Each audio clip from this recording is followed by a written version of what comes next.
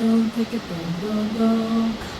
Don't take it, don't. Don't take it, don't. Don't take it, don't. Jana Moses, welcome back to the New School at Commonweal. Thank you.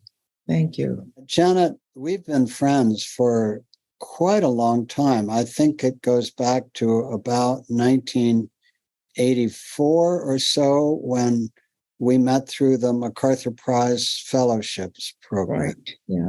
And it may have been even a little earlier. I'm thinking 82 because that's when Bob got his award. Oh, and so, but certainly it was one of the first events that we went to. That's right. That we met. So maybe it was 83, 84. Yeah. And we just felt a natural affinity at that point. And I remember that those were the early days of the mind-body health movement. Mm-hmm. And David Eisenberg, a wonderful physician friend from Harvard, was putting on these big conferences at Harvard on mind-body health. Yeah. And you and I used to go to those and sit together and bemoan the fact that everybody was talking about mind-body health, but nobody talked about the impact of the environment or any of those things. And nobody talked about justice. Nobody talked about the environment.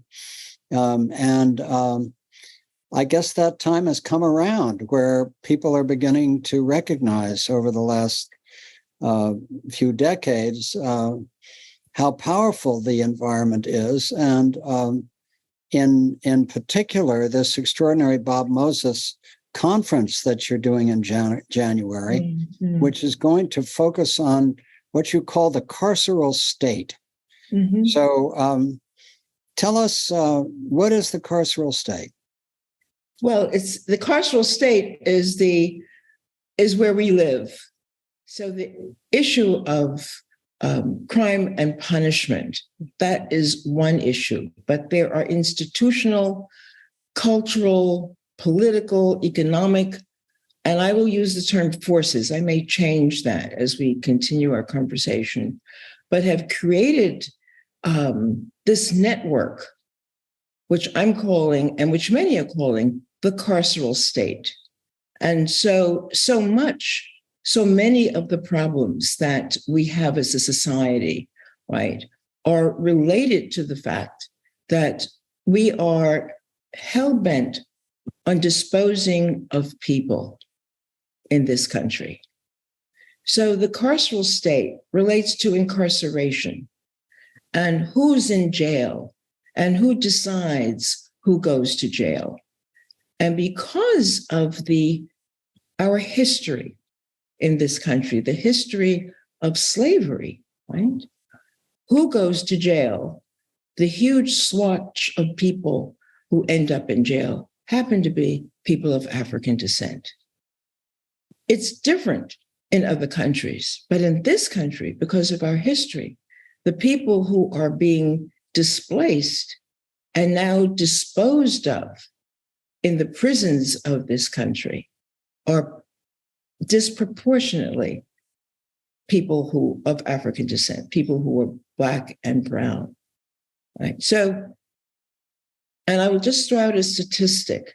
I don't want to get caught up in the weeds of numbers, but African-American men comprise about 7% of the US population. We represent 13%. So 50% of us are men, 50% of women, but we comprise almost 40% of the jail population in this country.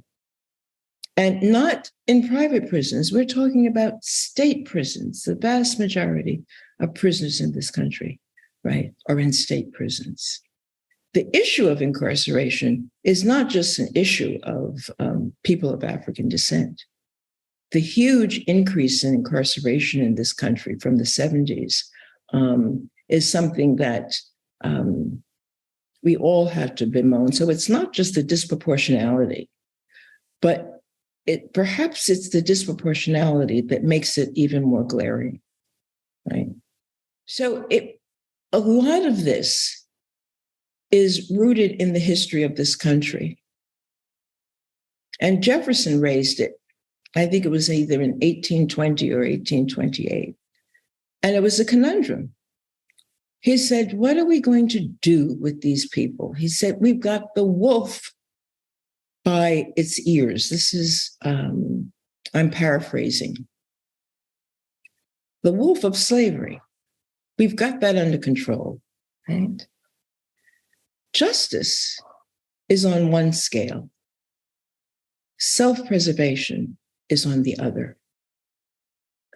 And that is a scale or paradigm that this country is still living with, and we feel we still suffer with.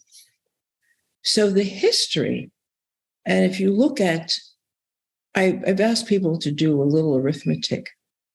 The displacement of African peoples and the arrival here, say 1619, the plantation economy continued until the Civil War. That's 1865. The Civil War, our place in the sun, as Du Bois referred this period to, from 1865 to 1877, you're looking at Reconstruction. 800,000 Black men were voting, right? We go down to Mississippi 100 years later, and there are counties where no people are voting, right? But 1877, the country is not able to develop a truly multiracial democracy. That's what's on the table.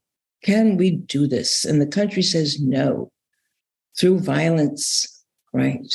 Political chicanery. So if you count from 1877 and the period of Jim Crow, what is called Jim Crow, you really are looking at the reinstitution of slavery in this country, slavery by another name, which continues until we go down to Mississippi, right? In the 1960s.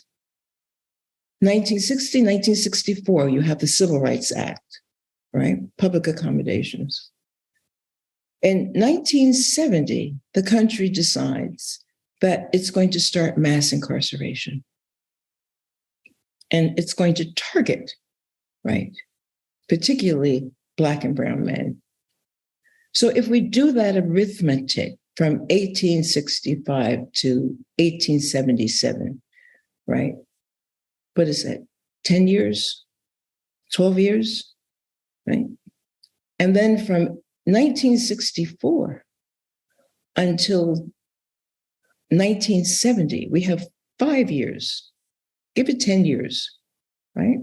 And look at where we are now, right? Where we have the reinstitution, the incarceration, right?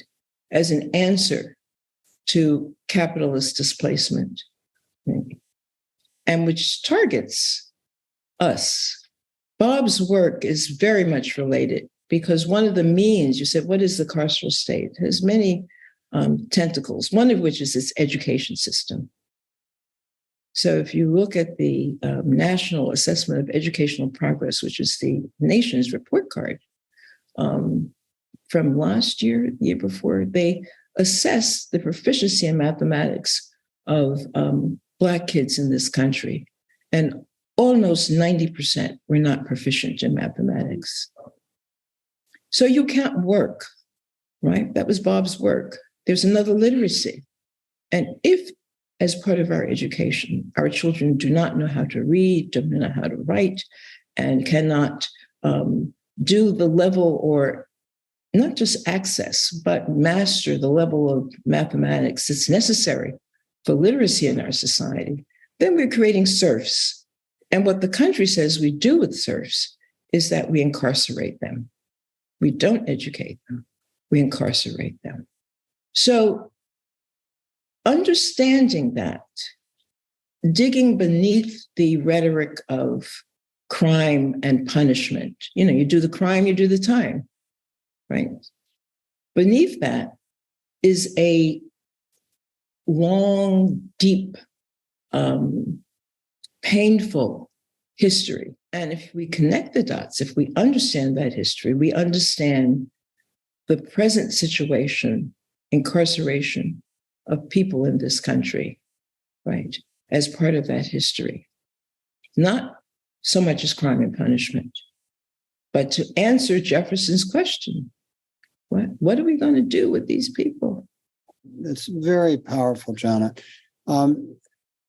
You referred to Bob's work, which some of our listeners may not be aware of, with the Algebra Project, so that this goes back, but let's bring our listeners up to date here.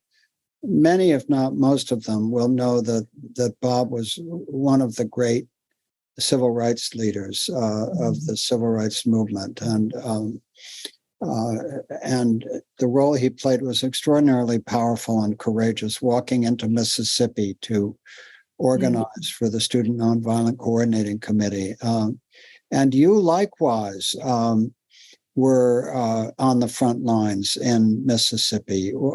How did you get there, and when did you start organizing? How did you get into the civil rights movement? You've asked that question, Michael, and it takes us into spirit. I don't want to be, how shall I say, flaky about it. I was hell-bent on going to Mississippi. Now, there are a number of things in my life that happened. I'm a child of the South Bronx, right? There are things that I certainly learned from my mother, who was part of the Great Migration from South Carolina and became a registered nurse when this country only had 5 schools in which Black women could attend and become registered nurses, only 5 in the whole country. And so she grew up with this certain understanding of the South and of her role as a person to decide, in 1926 that you're going to be a nurse, that you're going to do this. So I was really surrounded by people who defied the narrative about Black people in this country. Right? People who were capable, people who were loving, people who were accomplished at many different levels. And so we're always butting up against what people say about us and what the reality is, in our lives. So that was very important because it's disturbing when you look out at the world and it's not that rosy place. The question becomes, well, what are you going to do about it, right? I got a lot from my father, or my parents were separated, but my father was born in the West Indies in 1898, believe it or not. And he had a real sensibility of himself as an African man. He said he was raised by his grandmother. So this is 1898. His grandmother, so if she was 20, 40, so you begin to subtract from 1898, maybe 40 years. And he told me when I was in college, he said, my grandmother did not speak English, nor did she speak French. She spoke an African language. And I said, why didn't you tell me? And he said, I didn't want you to feel different. But his view of the world, right, was not, yes, he had been a colonial subject, but his mind had not been colonized. Mm-hmm. So I think when you ask me, well, what made you go to Mississippi? Well, I had to go. I had to go. I would not have been able to look at myself in the mirror, right, and make excuses as to why I shouldn't go. If I was who I thought I was, I had to go. Mm-hmm. So that's spirit, right? That's spirit. And it's also, so I went down. I had been teaching school in Harlem, and I decided there was just a lot of, this was 1962, 63. The sit-ins had started. This was really a time of change, of pushing the envelope in this country. And so I wanted to be a part of that, right? That was where I belonged. And I decided that I was going to go to Mississippi. This was the summer of 1964. I finished teaching school. I've been teaching in Harlem. And I said I was going to join SNCC. And I'm kind of hard-headed. So I said I was going to do that. And it worked out that I could do that, right? The student, but I could not have stayed. Pardon me? For those who don't know, the Student Nonviolent Coordinating Committee, SNCC, what you just said. Just wanted to introduce the full term again. Yeah. So you were able to join, and soon you were in the midst of it. Right. This was, I went, I'm trying to think. I think I arrived in August. The 3 civil rights workers had been murdered. Yeah. And there were several other murders that had occurred that were not publicized. Right. Herbert Lee, Richard Allen. There were at least 3 or 5 other bodies that the FBI drug up, right, when they finally found, or they were told where the bodies were of the 3, of Chainer, Schorner, and Goodman. And they discovered other bodies, other Black bodies, right? So that was Mississippi, right? And what we did in SNCC, I mean, we were really the insurgents. And I just recently looked at an article about who were the members of SNCC. I don't think there were 50 of us. It's an amazing story. We have the support and the total support. We could never have done this because it was an insurgency. We could not have done this without the support and the active participation of local people, right? They knew how to live in Mississippi. They had the wisdom, right? And they guided us. But for us young, I was 22. Bob was, 22. He was 29. Foreman, who was the executive director, he was 32. Most of the other people were 17, 18, 19. It's amazing, right? So I will send you the list of people and where they were. I'm going to read a little passage from one of the articles about you. Jana Chamott stood on the steps of the Fayette, Mississippi courthouse. She had escorted a group of people who wanted to register to vote. Mr. Brown, her most trusted local contact, flashed a large pistol and pledged to protect her. Now, Ms. Jemmott, don't you worry about a thing. You must keep working. It was the spring of 1966 and Jemott's second year as a SNCC field secretary in Mississippi.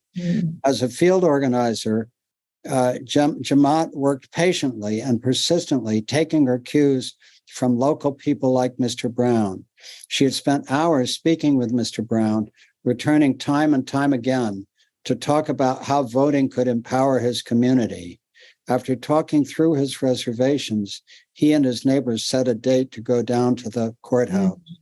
When several white men in a pickup truck pulled up in the courthouse that spring day in 1966, Jemmott remembered her mother's advice, quote, "We can only be chased if we run." And Jemmott and the others held steady. The men got out of the car and moved toward them, but were intercepted by several FBI agents who'd gotten word Klansmen were planning to interfere with their attempt to register. They were safe, at least temporarily, and Jemmott continued her work as an organizer. Sound familiar? So, when did you become aware of Bob, and how did you actually meet? That's a really, that's a fun story. I became aware of him when I was in college, So we're looking at 1962. I got out of college early, and my friends were quite a few of them red diaper babies. I went to Hunter College in New York City, right? And so my cohort, we were the, political action, I think we thought of ourselves as hotshots. And so there was just news. There was always news about what was going on in other places, and particularly news about what was going on in Mississippi. And we spent a lot of, I think, so many of my Saturdays I spent picketing. We were looking for ways that we could be involved. And so that was my first, I think there was an article in the paper about Bob, and the work in Mississippi. The summer I went down in 1964, I was there as a volunteer. My goal was to join SNCC. And I had talked to Stokely, Kwame Ture, about joining SNCC. And he said, yes, Janet, yes. I was so happy. You qualify. And so there was a meeting in Jackson, and Bob led the meeting, and he announced that anybody who was not on SNCC staff had to leave. And so I said, well, I'm not on SNCC staff to myself, but I'm going to be on SNCC staff. So I went up to him and I said, I'm sorry. I said, Stokely said that I'm going to be on SNCC staff, so I really want to stay in this meeting. And if you remember Bob, his stare, he looked me dead and he said, well, are you on SNCC staff?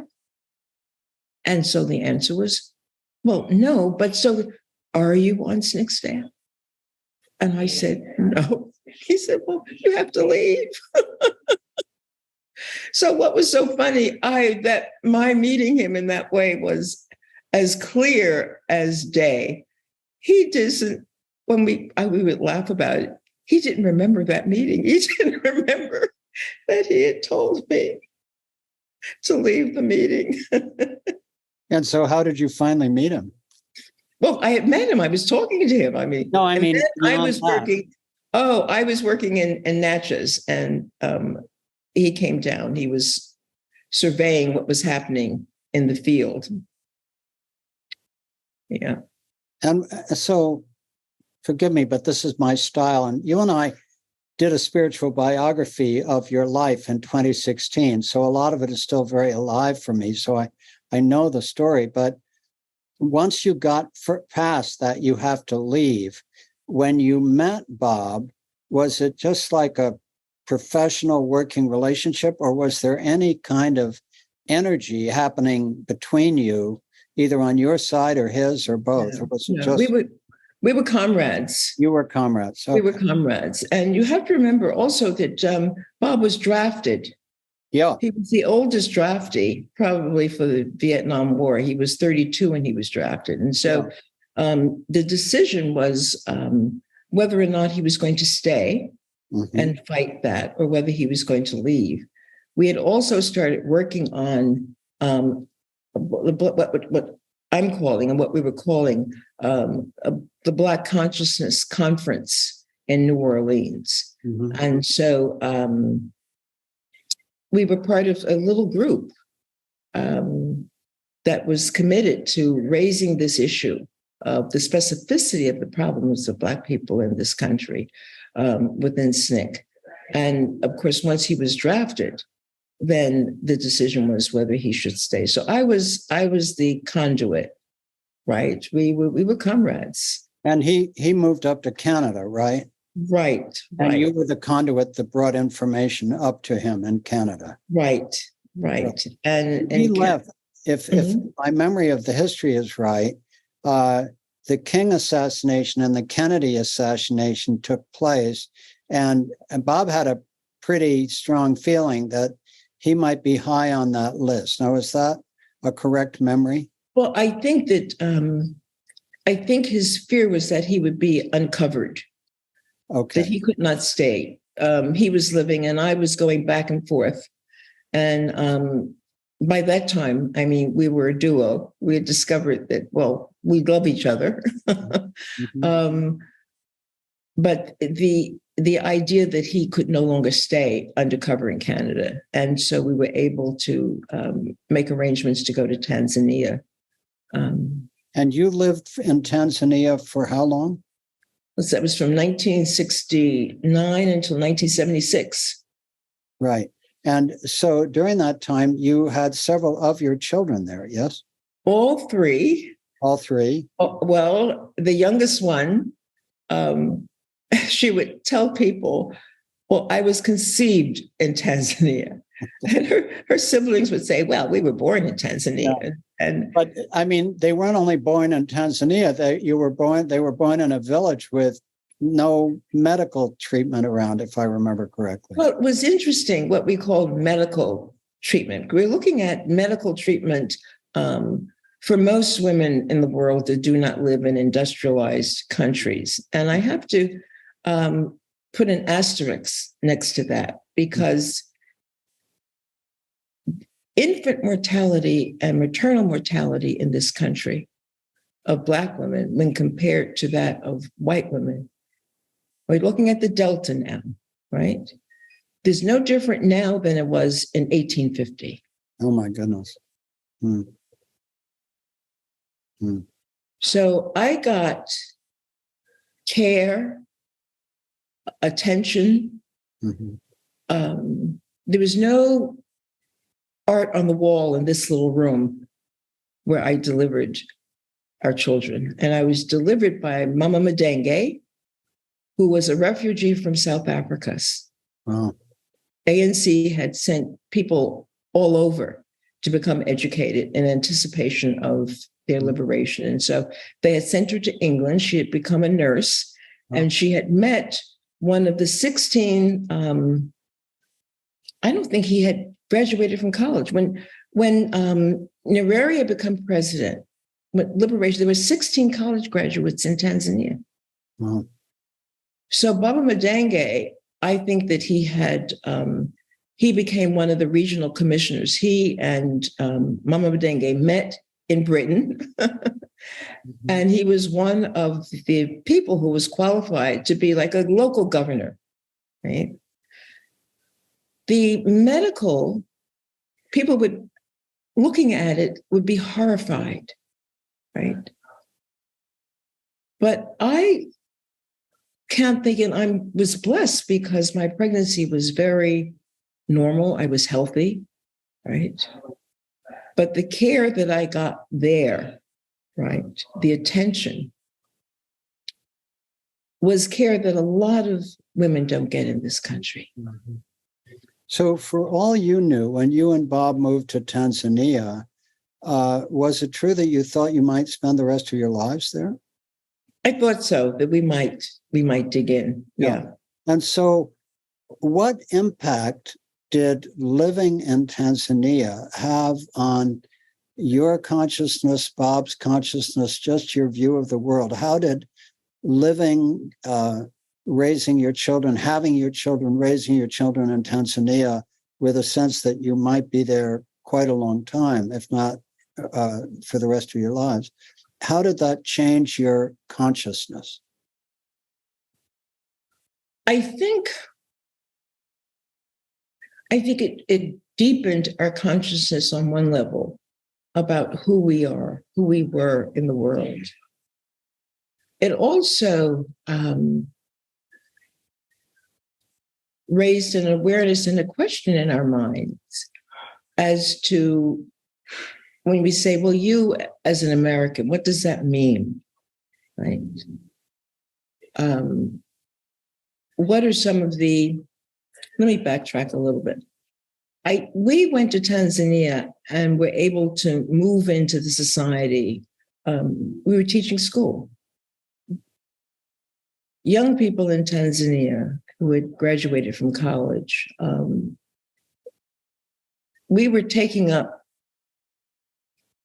positions, right, that I think that were theirs. There's a tension, right? And Tanzania was trying to answer that question. How do we educate enough of our people so that they can move on and take the reins of government, the civil service, all of that.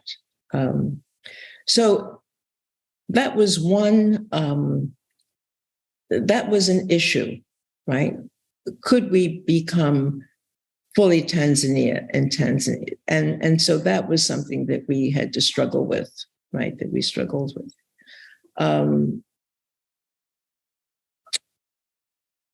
After Carter declared amnesty, the question was whether or not we should go back, or whether Bob he was really interested in developing a math program. He started developing curriculum material in mathematics that were using a rural Tanzania environment, right? Using the culture that we understood not of Tanzania, but where we lived. So it was culturally relevant, of developing a math program. I think that he felt that he could not fully do that there, right? That we were, there are young Tanzanians, who wanted to do that, who wanted to work in the ministry. We were actually working for the Ministry of Education. We weren't working for an NGO there. And then when amnesty was declared by Carter, then we decided, well, perhaps we should go back. And the opportunity opened for Bob to continue his doctorate at Harvard, which had been interrupted because of his mother's death in 1957. So you've asked I've thought about it. What would have happened if we had stayed? What would our lives have been like?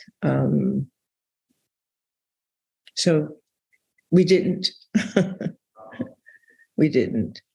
And coming back and getting MacArthur, he was able to develop the algebra project. One of our children has gone back, and we at one point said that we were going to climb Mount Kilimanjaro together. And then we got older, and I got into medical things. It wasn't going to happen. So only one of our family has gone back to spend some time in Tanzania. But would we have done it again? I say we. Yes.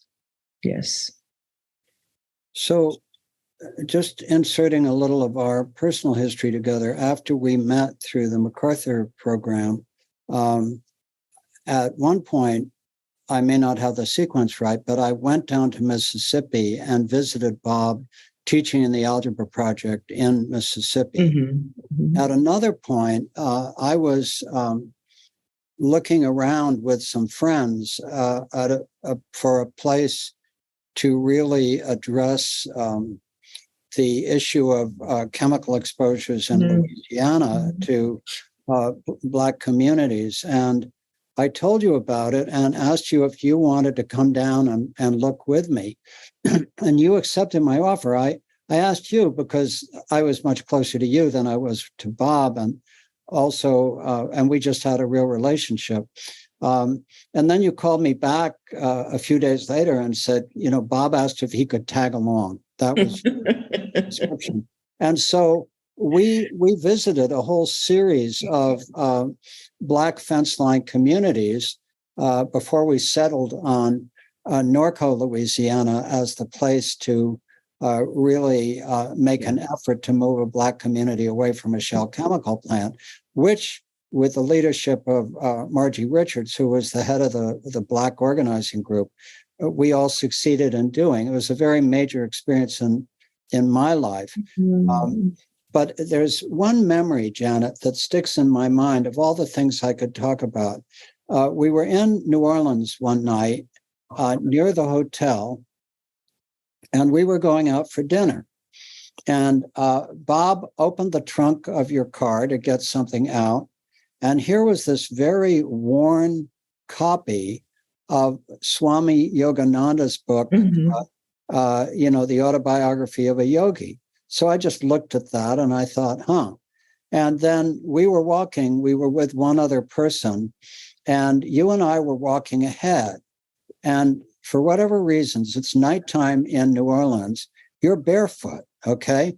And you and I are walking ahead, and Bob is walking in a way which I've seen with other deeply spiritual people, particularly those on a, kind of a Hindu path of some kind. He was walking very slowly and consciously with the other person. They were about a block behind us. And at a certain point, I don't remember if you remember this, but you cut your foot on a piece of glass. Well, yeah, I'll tell you the story. You may not remember. And so we stopped under a spotlight, and you were standing on one foot. I was, balancing on my shoulder, and Bob caught up with us. And so with the most complete lucidity and quiet, he just said, huh. And he knelt down, examined your foot, and pulled the piece of glass out. That little memory stayed with me ever since. And the question I wanted to ask you is, because I did learn that well-worn copy of Yogananda's Autobiography of a Yogi was something Bob was very involved with. When did he become involved with Yogananda's teachings, and how important were they to him? I think, well, he actually became involved when we were in Tanzania. And he was introduced to the teachings, and I'm having a senior moment, by a young man. His first name was Babatunde, and I'm forgetting, his second name will come back to me. He was a wonderful artist. And what moved him to bring that book? We were living 300 miles from Dar es Salaam. He was living in Dar es Salaam. And of course, there were many people who were interested in talking to Bob Moses and, visiting us. We were in Same. And so he visited and we hit it off. He had, his son was Cinque, and I'm forgetting his wife's name. But as a group, we hit it off, and he visited again, and he drew a beautiful mural at the school, but he brought the book, and he told Bob, he said, this is a very important book. So it was that simple and that mysterious. And so Bob started reading the book, and it resonated with him. The teachings resonated with him. And so those teachings were a metronome for him for the rest of his life. Yeah. In fact, when he was transitioning to the wonderful nuns that we became close with over the years, we called them. And so they were with him as at the beginning of his transitioning. That's beautiful. Taylor Branch, who you certainly knew, who wrote the extraordinary trilogy collectively called America in the King Years, and specifically, thought about Bob's role. And in the book, it's really extraordinary because he's writing this an eminent historian writing this 3-volume history of the King Years. But he used Bob as a foil to Martin Luther King, sort of telling their stories together, as I recall, because in a way, King was the very public spokesperson, became, famous in that way. And Bob was almost the antithesis. I mean, he didn't want to become the visible face of the civil rights movement. And in fact, he took active moves not to have that happen. So I just wonder, do you think Branch's portrayal of the relationship between King and Moses was, from your point of view, a fair and accurate description? I think so. There are many and I thought about this as we're doing this work on the conference and on the carceral state. There are many lanes, there are many avenues that have to be traversed to deal with this problem. And it was very, very clear that most movements have some form of charismatic leader, right? Part of the problem in becoming the charismatic leader is that you're not in charge of your charisma, right? You lose control of your charisma. And so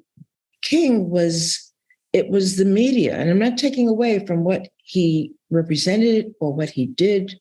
I mean, to think at 39 years old, right, that he was able to move the country in this way. But he was also a media figure, and that prevents you from doing the ground game, the grassroots ground game that is absolutely essential to make meaningful change. I think that's And true. so Bob invested in the ground game. Mm-hmm. That it is not sufficient, but it is absolutely necessary. So what we have now, we have a number of people who have media space, right? But they have no ground game. And until we are able to develop a ground game, sort of the movement is in limbo. Mm.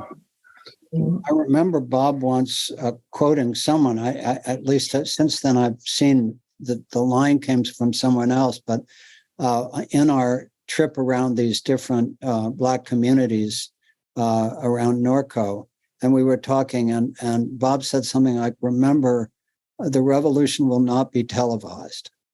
Well, yes, that's Gil Scott-Heron. Okay. Right? The musician. Yeah, right. And so that became, and we've used that over and over again. Yes, the revolution will never be televised, right? And so, again, there was a part of moving this country. Certainly, King was very important, but nothing could have happened. We would not have gotten the Civil Rights Act of 1964 without Mississippi, without the Mississippi Freedom Democratic Party, without Fannie Lou Hamer. And we must understand that Bob was sent down to Mississippi by Ella Baker. Mm. Ella Baker gave him a list of people to see. Mm. Bob didn't create the movement. Without AMSI and STEPTO, right, there wouldn't be no Bob Moses as we know. So Ella sends him to AMSI, and AMSI says, I've got an idea. The freedom rides are wonderful, but that's not going to get it. We really need to get political power. And the Delta, it's so glaring where you have a majority Black district and you have no Black voters. So AMSI rolled out the plan and asked Bob, will you come back? I think Bob had gone down in the summer of 61 or 60. And Bob said, yes, I'll come back next summer, because he had been teaching at Horace Mann, and he had to finish his contract, right? To also understand that in the early 50s, Emmett Till is murdered 1955. About 4 or 5 years before that, there were thousands of Black people that had been organized by AMSI and other. They were primarily members of the NAACP, insurgents, right, around the voter. An open rally, thousands of people there. After that rally, there were 4 lynchings, and Emmett Till was the 4th one. Hmm.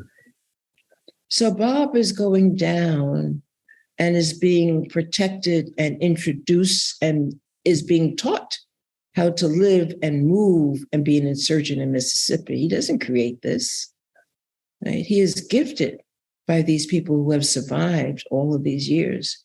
And they decided that they were not going to leave. My family left South Carolina, right? AMSI Moore never left Mississippi. So there's a whole network of people in Mississippi and Alabama, right? Bob's counterpart is Charles Sherrod, who died recently, right?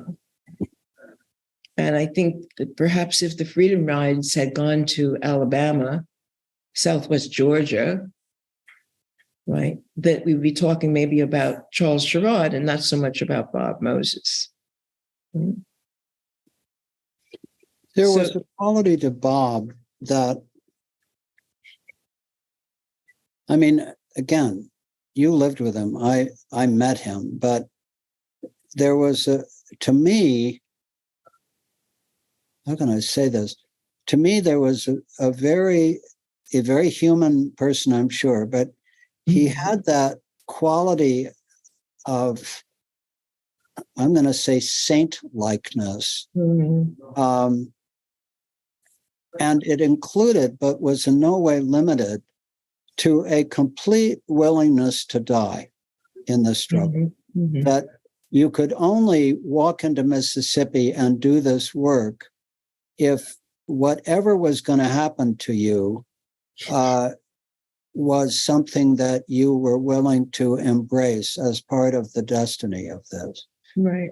And I also honestly feel that in you, that's why, to me, everybody talks about Bob Moses and his wife, Jana. And the way I see it, it is that the two of you were partners, and I mean, full partners. And I am imagining that Bob saw you as a full partner. And that quality, that kind of numinousness, which I saw in Bob, but I also see in you, is in part related to what your mother said, if we don't run, they can't chase us. As your mother had it, I think your father had it. There's a quality of, I'm going to call it serene courage that creates a kind of a numinousness that is at least the ground for who you both are. So anyway, that's my imagining, and I'm asking you if you would reflect on that. Yeah, well, let me talk a little bit about Bob. I think you've characterized him, right? And he was aware. I was not at the induction for the volunteers that went down to Mississippi. So I was talking about Mississippi Freedom Summer. And he said that when they got the news that Goodman, Schwerner, and Cheney were missing, he knew, and all of the other SNCC people knew, that they were dead. And so he had to ask, I think there were 800 volunteers had gone down, to give them the opportunity to leave. And to make it clear to them what they were being asked to do. They were being asked to put their lives at risk. And the only way that he could reasonably, and that was true of all of the SNCC workers, that you can reasonably do that is if you're willing to give up your own life. So the summer of '64 and Freedom Summer, Herbert Lee had been killed. Lewis Allen had been killed. These were people that Bob had, local people, local insurgents, men who had families and children who had decided to do this work. And they had given up their lives. Yeah. So this is not, it's another level of knowing, it's another level of commitment. And clearly, if you want to do it, you do that work, you have to come to peace with the fact that your life is at risk. And when I say come to peace, right? And I think that was true of everybody in SNCC. When I first entered Mississippi, I was terrified. There's a wonderful speech that Bob gave in 1965 to the SNCC workers. And the question was whether the perpetrators of the murder of the 3 civil rights workers, were they going to be prosecuted? And Bob explained that they would not, that America could not condemn itself. And then he talked about fear. It wasn't that we were fearless. We learned how to live through the fear, to live with the fear, to not, you're always aware, but it doesn't stop you. You know, it's like you're in a tube, right? And you move through the tube. Psychologically, we felt pretty safe within the Black community. Okay. But I think that we had, that safety was always, should I say clouded? I shouldn't say clouded, but there was always an awareness that this may be the last time. In fact, there was a SNCC song, this may be the last time that I see you. But it's really amazing. You work with that, you live with that, and it's liberating. Yes, it is. It's liberating, right? And if you don't get to that point, it's hard for you to do the work that you have to do. I deeply believe that. I want to ask you, Janet, you spoke of the conference and the focus of it on the Carceral State, the Bob Moses conference that's taking place in January. Was the choice of the Carceral State as the focus of the conference your idea, or did you come to it? It isn't apparent to me that would have been the only choice you could have made for the conference. I mean, Bob's work on the algebra project, you could have chosen other lenses. But the Carceral State focus, it seems to me, enables you to describe the trajectory of American history with a unique power that actually I don't hear people lay out that whole trajectory as powerfully as you just did earlier in our conversation. So did it come to you immediately that you would focus on the Carceral State, or was it one of several possibilities? I think it evolved out of a deep understanding of where this country is. Bob developed a talk where he looked at the history of this country in aliquots of 75 years. And he talked about the country lurching, right? And he felt that the country was at a place, and of course, this was before January 6th, that we were at a very, very precarious state in which we were going to lurch. And he said, it can be very ugly. And so that's where we are.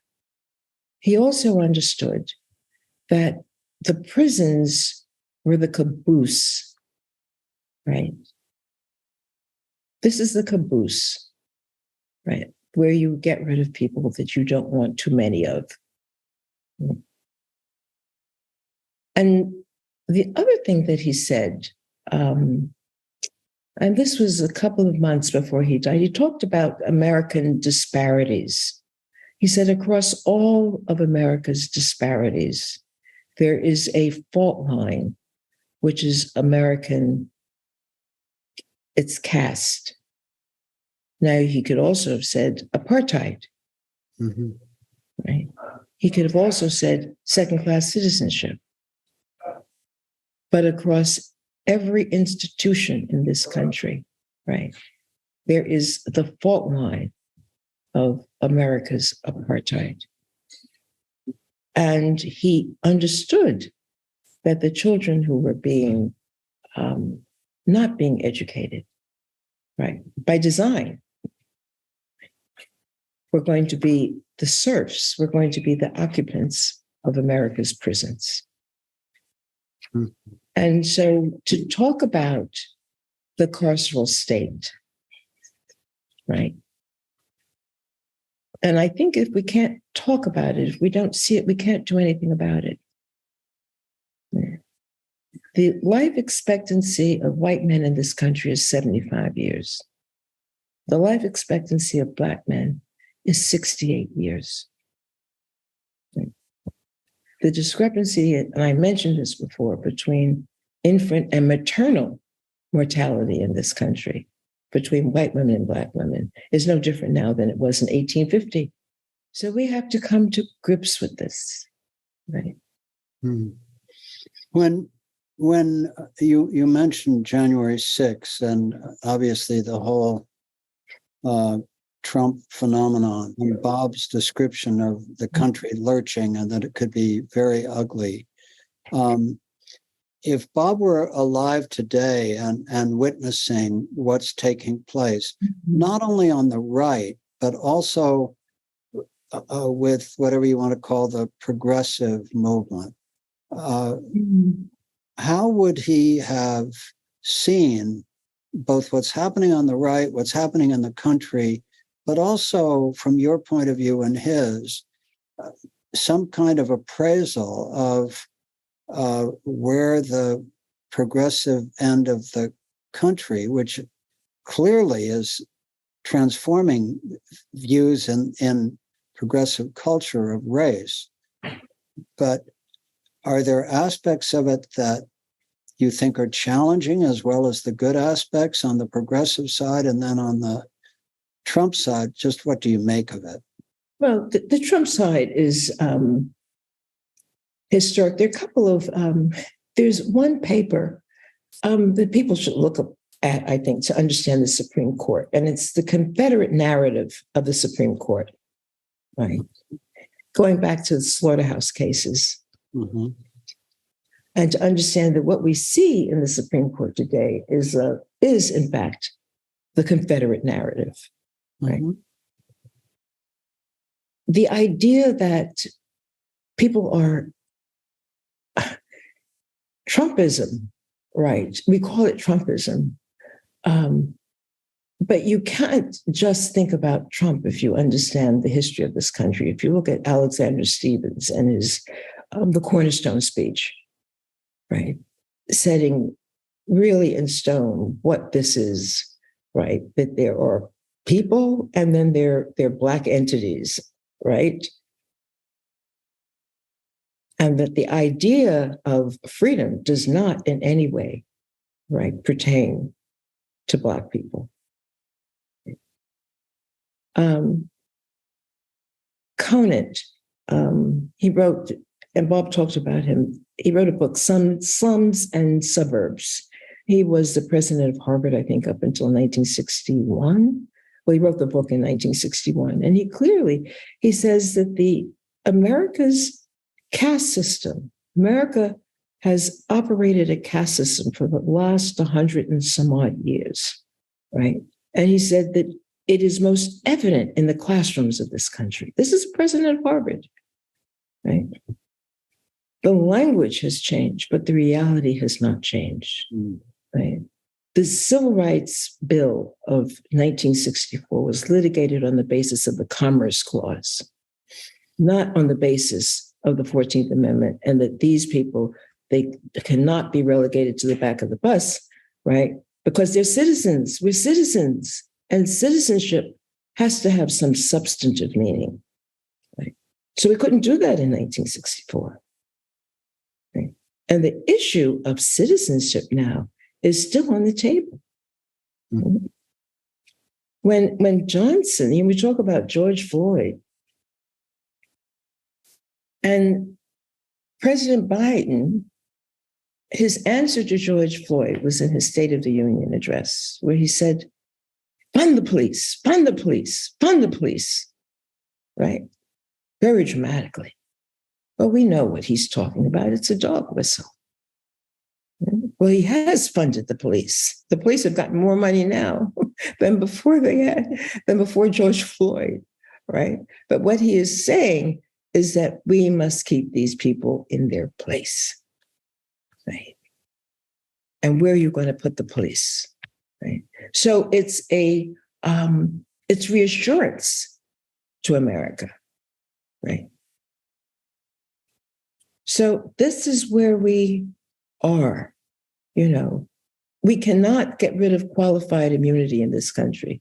The Civil Rights Act, people should take a look at that, 1866 and 1875, and what the Reconstruction Congress in this country did. They talked about 40 acres and a mule. They talk about restitution. They talked about safety in the form of the Ku Klux Klan Act, which said that you would be accountable, you would be punished, right? You would be sued, right? If you violated the civil rights of someone else because of race. This was 1866, right? That act was turned on its head by qualified immunity, which says that there's no accountability. And we have a progressive president who says that we're going to deal with qualified immunity a little bit. Right. So the nature of the gulag, right? The most egregious part of it, of course, is the prisons. So that issue, right, could not be raised. Can you raise this issue in this country without putting white working class votes at risk? So this is the pragmatic, this is mainstream democratic America, and it's progressive America, right? So we will run elections based upon democracy, but the democracy that this country has to achieve has to be one in which apartheid does not exist. Absolutely. Well, Jana, as we move toward the end of the conversation, let's come back to your conference for a moment. Do you want to give people the dates and tell them what's going to be involved so that they can participate? Yes, this will be the 28th and 29th of January, right? And we are looking both at and it's not just historical. We've gotten a group of people who really understand that what has to happen in this country is that prison as we know it has to be abolished, right? And which is different from crime and punishment. Right? But the incarceration of people as we know it in this country has to stop. Mm-hmm. Yeah. And so a number of people, Khalil Muhammad, who wrote The Condemnation of Blackness, Nicholas Lemon, who probably, I think he's written the best book on Reconstruction, Doug Blackman, whom I'm sure you know, is on board, Chief Justice Goodwin Liu, who worked with Bob as in 2005 and has looked at the 13th, 14th, and 15th Amendment. What do we mean by substantive citizenship, right? And is citizenship, the right of citizenship, right? Is that being denied? Is that being eroded? And of course, these are rhetorical questions that I've raised, right? Can you have the kind of prison complex in this country and still say that you are adhering to the 13th, 14th Amendment? You know, the 13th Amendment has an exclusion, right, for being a felon. You cannot, right, be relegated to a state of involuntary servitude, except that you have been duly convicted of a crime. That's the 13th Amendment, right? And you've had prisoners on strike protesting for a number of years. I'm trying to think. They started the protest, I think, on September 9th. And I don't want to get the year wrong, but it's been about 2 or 3 years. And that was the same date that the Attica prison massacre in New York. But this is where we are. And this is what Bob, we all see it. We all see it. Mm-hmm. Can we say what we see? Mm-hmm. And what we know in our hearts to be true? Right? What we know in our hearts to be true. What do you intend to devote the rest of your useful life to? Oh, well, it's funny to smile, useful, as I lose words here and there, I think about. We're all there, Jana. My brain being Swiss cheese a little bit, and sometimes the holes get a little bigger. We're all there. And more goes down. Yeah. But this is the work. This is the work for me. And it's not a silver bullet. I understand that. But will you specifically focus on the carceral state, or will it be continuing focus on the broader work that you and Bob have done? Well, we're going to do it 3 areas. Certainly education. The first conference that we had was on education. Mm-hmm. Right? And for us to understand, us as a nation, to understand that what we see in our schools, right, is really by design. Almost 70% of 3rd and 4th graders in this country cannot read. Mm-hmm. Black, blue, brown, polka dot, they can't read. The metaphor for the failure of education is the achievement gap. So as soon as you say achievement gap, you think about Black kids, mm-hmm. right? Who can't read or can't do whatever. That's the achievement gap. It's the wrong metaphor, right? It has to be wrong when 70% of the kids in the country can't read. So what is the system, right? What is happening in education in this country? And why isn't this country willing to educate all of its children as opposed to importing intellectual capital from other places? So education was your first conference. The Carceral State is your second one. Second one. And we touch on voting as it relates to incarceration. Okay. And I think that the third conference, we haven't decided, but I think it will be probably voting or maybe going back over either education or incarceration. But those 3 areas. As you look back on your life, both before you met Bob and your life with Bob, and just as you look back on this extraordinary journey you've made as equal partners in the work, how do you hold it? How do you hold your life so far? Is it with gratitude, with mixed feelings, with whatever? I'm just curious how you hold it. It's gratitude. Gratitude. Mm-hmm. It's deep, deep gratitude, right? Mm-hmm. That I can't think of another word, and humility. Mm-hmm. Gratitude and humility. Mm-hmm. Mm-hmm. Is there anything else you'd like to share with us today? Yes. At Bob's memorial service, there were posters of things that he had said.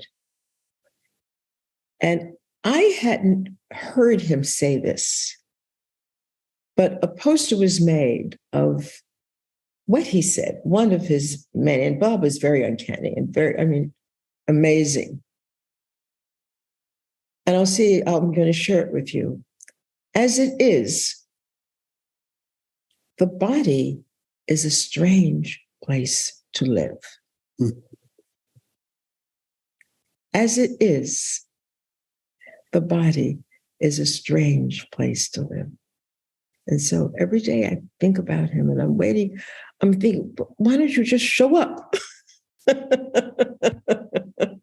Does Bob come to you at all in dreams or visions or anything? Oh, he's in my head. He's in my head and my heart.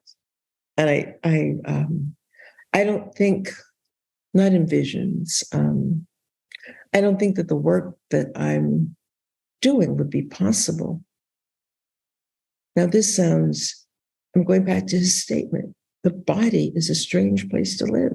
So he doesn't live in his body, right? But he lives. And what does that say about all of us? Yes. And who we really, really are.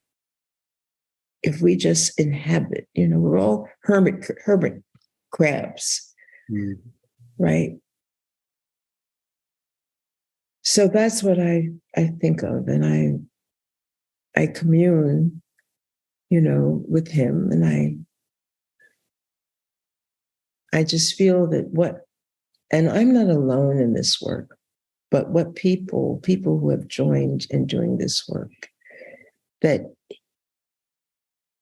part of him that left his body has a hand in this.